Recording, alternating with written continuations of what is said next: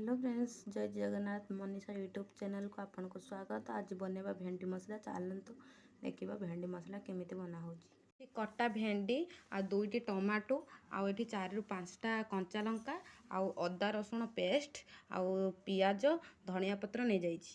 First हम कड़ाई नबा, तापर तेल पकेबा, तापर हम फास्ट भेंडी नहीं जिबा, मुझे लुण नबा, तापर ताको किसी समय पे भाजी देकी रखिबा। 2 रु 3 मिनट ताको भाजीबा। हमर एटी भेंडी हो जाइछि, तापर हम एटी भेंडी को काढी दबा। देखन लोग भेंडी हमर भली से भाजी हो जाइछि, तापर हम भेंडी काढी दबा। अरे हम आउ टिके तेल पकेइबा, गोटा जीरा, जो कंचा लंका काटी रखितले ताको पकेइ दबा।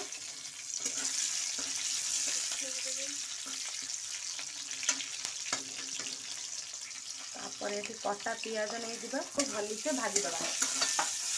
अदा रसुण पेस्ट करी रखितले ताको एबे छाड़ी दबा।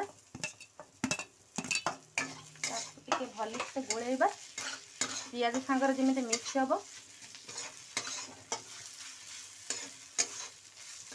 हमें चामुचे हळदी गुंड नबा, आउ चामुचे जीरा गुंड, आउ लंका गुंड चामुचे, आ काश्मीरी चिल्ली कलर गुंड चामुचे, लुण नबा चामुचे, ताको भली से मिक्स करबा। किछि समय पे मिक्स करी ताको 2 रु 3 मिनट पई छाड़ी दबा। आमे एबे ताको काढीबा। देखो दिन मसला हमर हेई आसलानी। तापर आमे एठी किछि पानी दबा।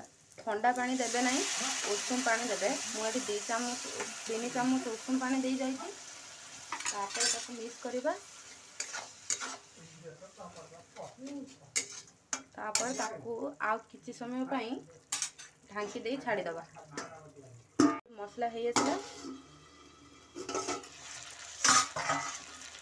पूरा मसला हेई आसलानी।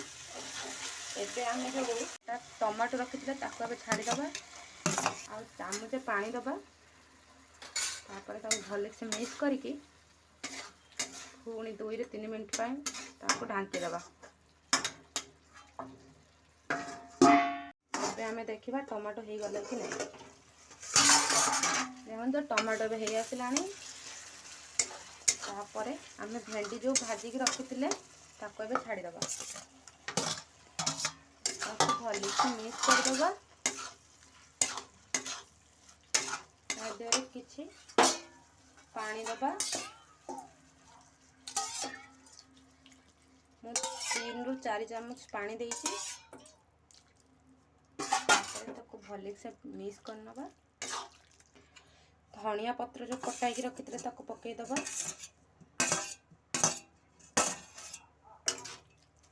ताको किछि समय पई घोड़े छाड़ी दबा। मानको जदि ये रेसिपीटे भल लगी please like comment share subscribe कर देबे। देखा नेक्स्ट वीडियो रे।